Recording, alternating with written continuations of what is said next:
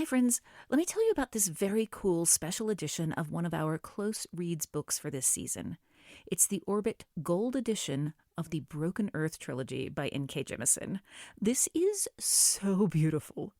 The set includes, get this, an exclusive box illustrated by Justin Cherry Nephalomancer, a signed copy of the 5th season, fabric-bound hardcover editions of the trilogy, gilded silver edges, color end paper art, oh my god, brand new foil-stamped covers, a ribbon bookmark, and an exclusive bonus scene from the 5th season. The bonus scene, I wants it. Just pre-order before November 19th to get 20% off, and you can lock in your signed copy. Again, I say, your signed copy of the 5th season. Visit orbitgoldeditions.com to order.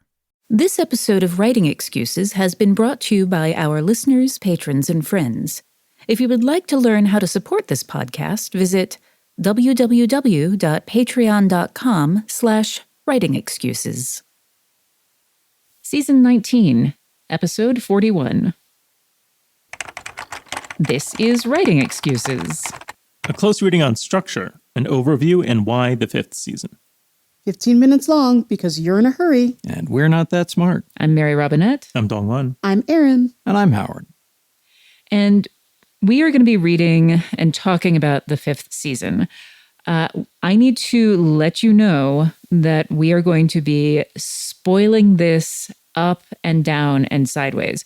You need to have read this book before you go into it, unless you're okay with spoilers, in which case, fair game, have fun. But this is your warning, all of the spoilers, all of the time as we go through. Yeah, because of structure, we really can't talk about this book without getting into a lot of the nitty-gritty of how things unfold. Well, and to be quite honest, to be quite frank about this, if you haven't read this book, the discussions that we are having about structure are not going to be as meaningful for you, and you are not going to learn the things that we believe you as a writer really want to learn. But having said that, we also know that sometimes you can want to listen to something without having read the book. Hopefully, you'll still be able to get stuff from the larger conversation, but if you have plans on reading the book, just do it before you continue listening. I will also encourage you to look up content warnings for this book because there is some pretty intense and dark stuff in there. Yeah. So why did we pick this book? One of the reasons is that it is structurally audacious. Mm-hmm. When I finished reading this, I'm friends with the author, N.K. Jemisin, and the first time I saw Nora after seeing this, I walked up and I said, "Nora, just finished 5th season, so good. F you." You have some nerve, because now the rest of us have to live with this book being out in the world. So we wanted to talk about it because it is breaking so many of the conventions, mm-hmm. and it is structurally so solid, but it's not using an existing recipe. Exactly. You know, and on top of that, it really is one of my favorite fantasies I've read in decades. I think as an epic fantasy novel, it does such a good job of fulfilling so many things that we look for when we go to epic fantasy in terms of big worlds, politics, multi-perspectives, and exciting magic systems, right? It sort of really checks a lot of those boxes, but does something that feels very fresh and innovative with it to me. It's just a great book. Yeah. We picked books we liked, y'all. Yeah.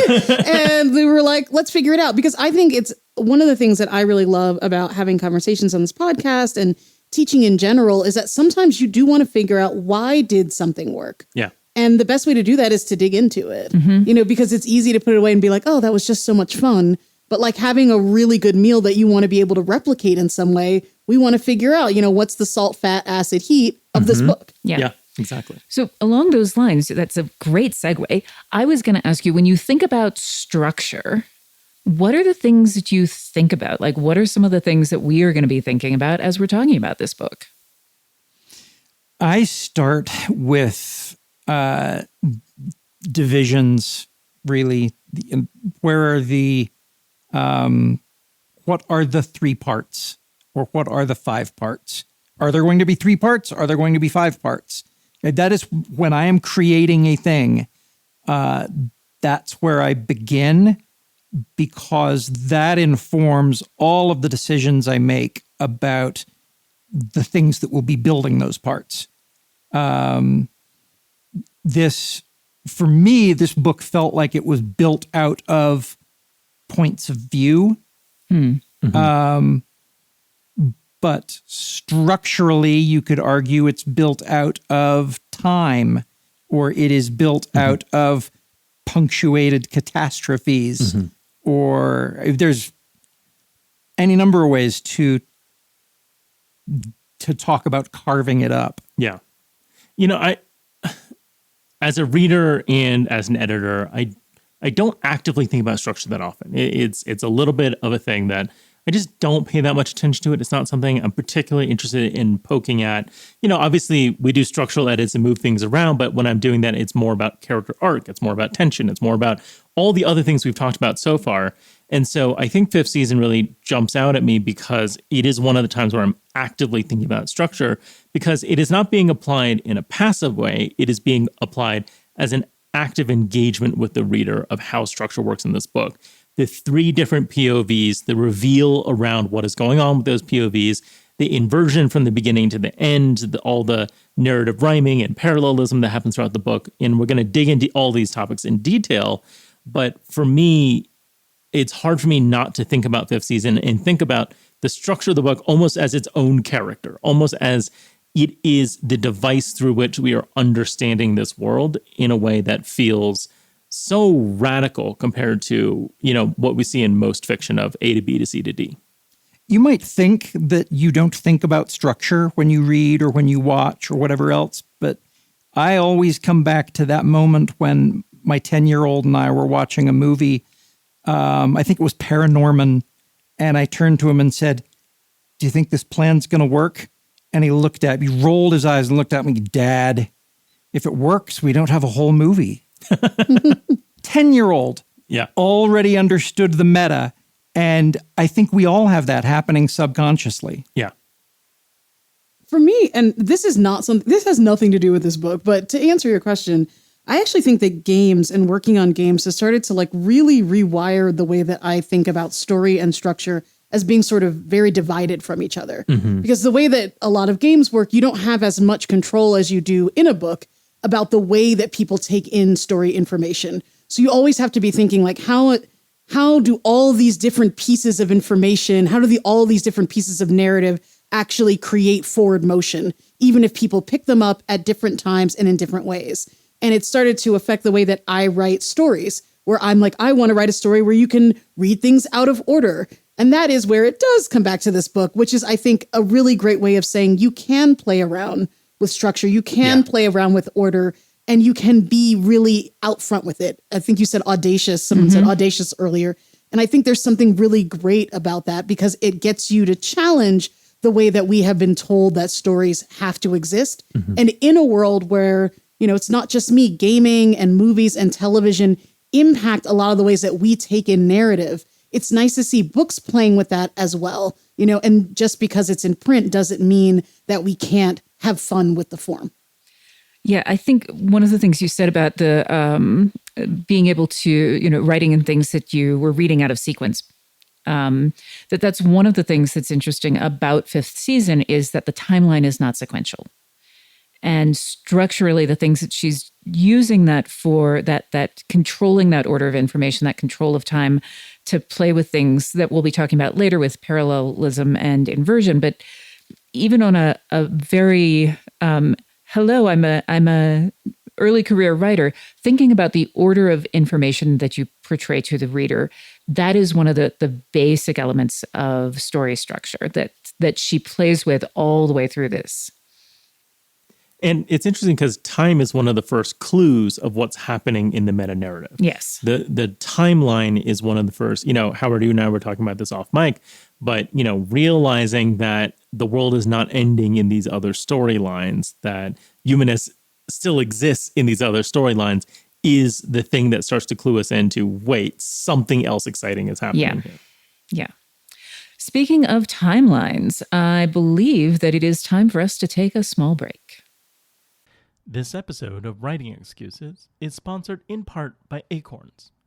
Money can be a difficult topic for writers and creative professionals. It's not like earning a regular paycheck that comes in at reliable intervals. It requires more careful planning to make sure that that advance covers you not just this year, but sets you up for the future as well. Learning to invest and be smart with your money takes time and research, and it's easy to put that off in favor of short-term goals.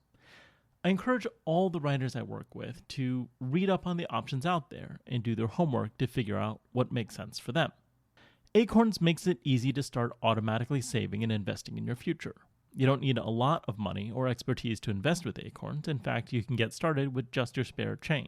Acorns recommends an expert-built portfolio that fits you and your money goals, then automatically invests your money for you. Head to acorns.com/WX or download the Acorns app to start saving and investing your future today. Client testimonial. Compensation provides incentive to positively promote Acorns. Investing involves risk. Acorns Advisors, LLC, an SEC-registered investment advisor. View important disclosures at acorns.com/WX.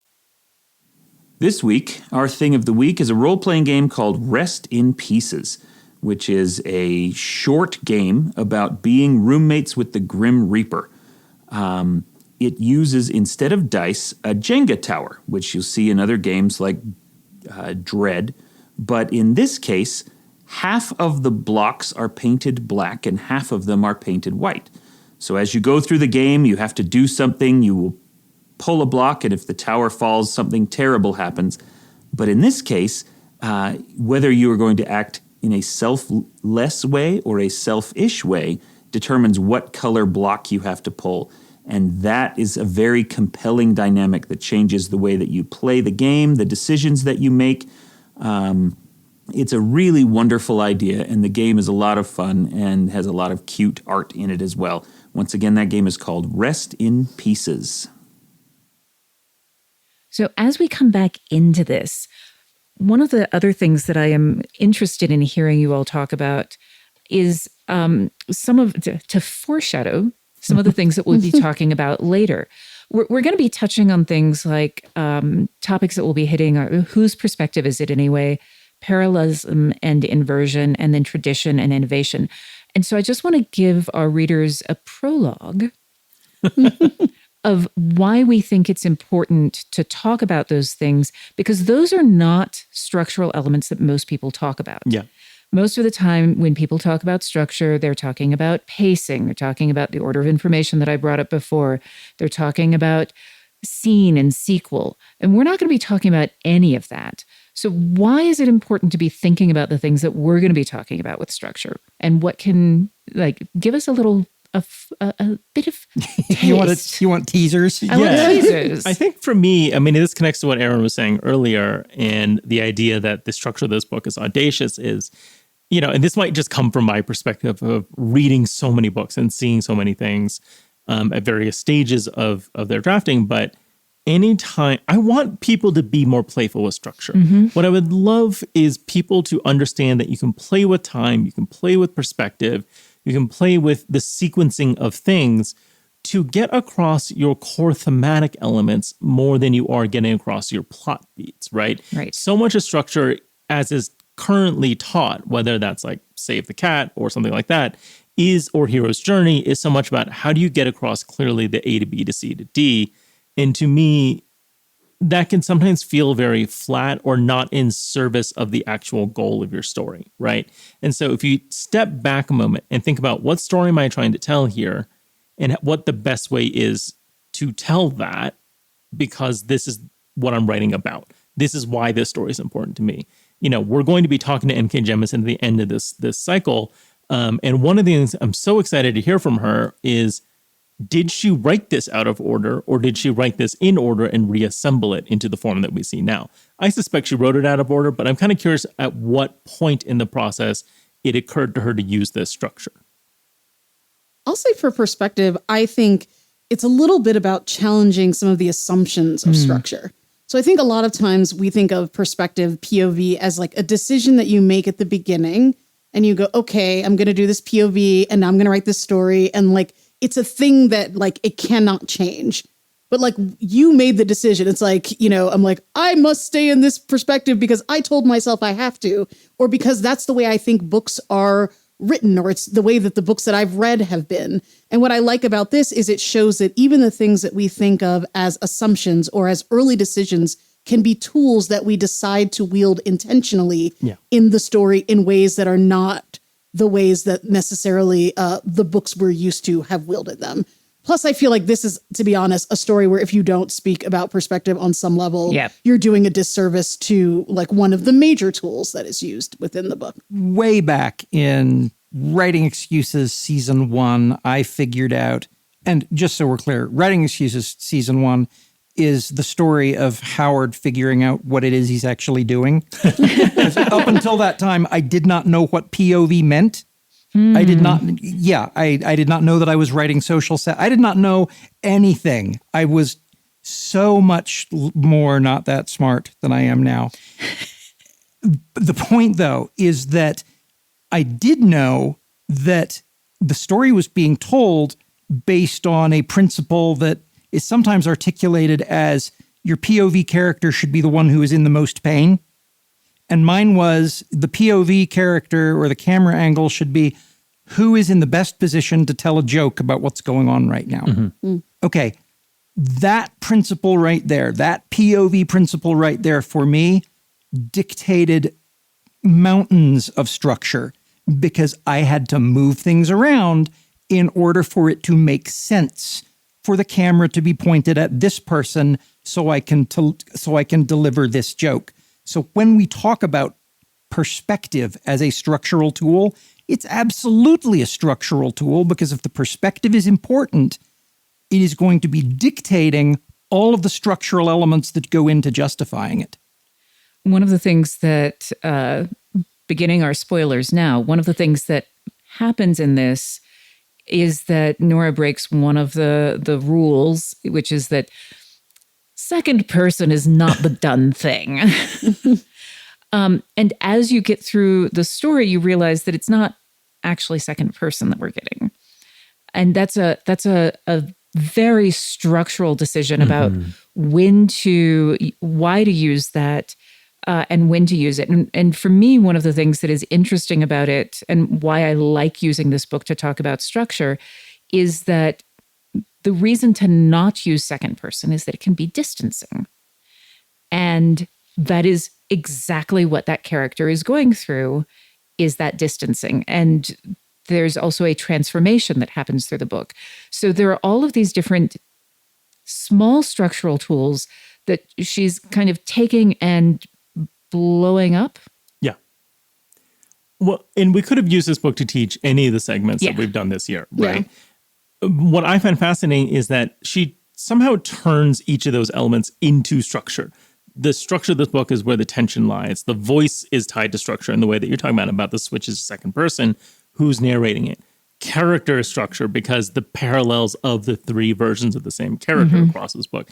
And it's just endlessly fascinating to me to see the ways in which structure is such the centerpiece that holds up all the other parts of the book in a way that is more visible and more active than we see in other fiction.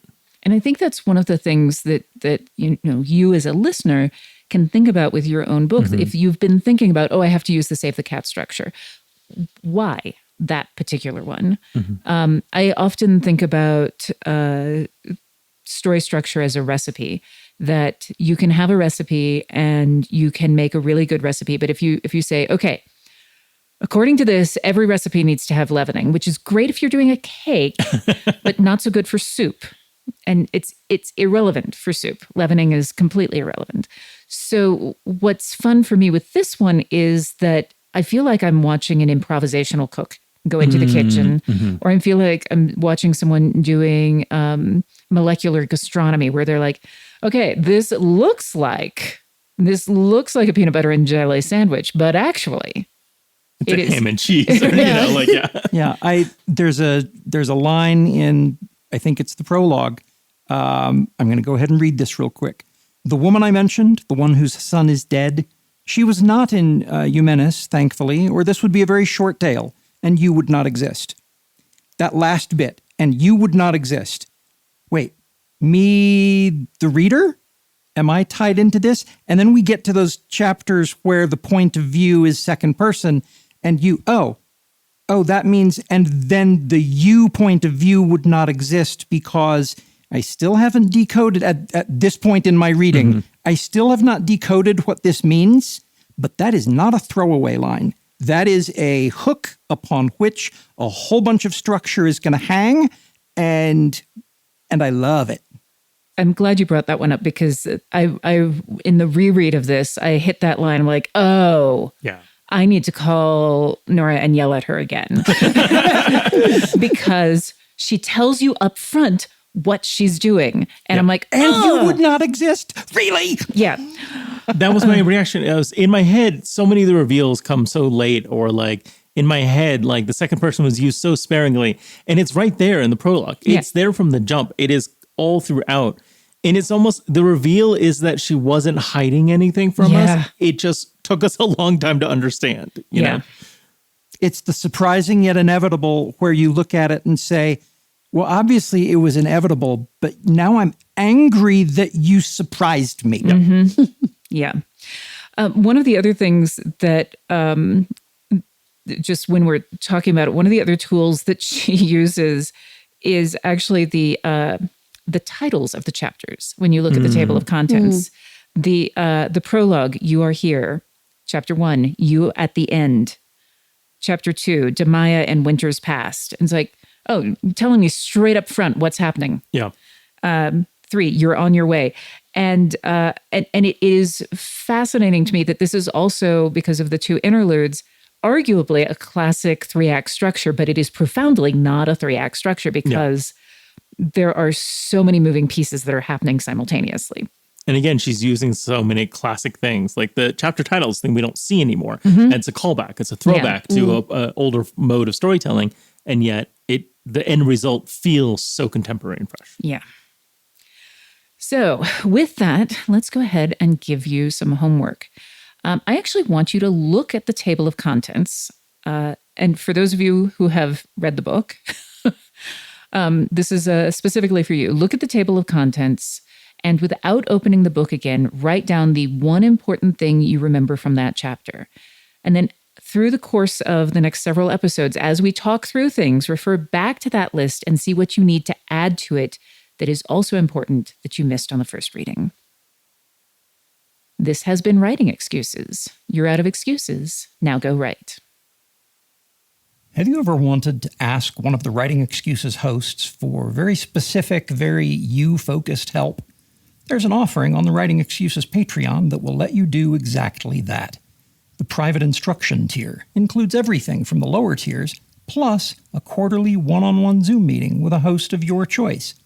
You might choose, for example, to work with me on your humorous prose, engage Dongwan's expertise on your world building, or study with Aaron to level up your game writing. Visit patreon.com/writingexcuses for more details.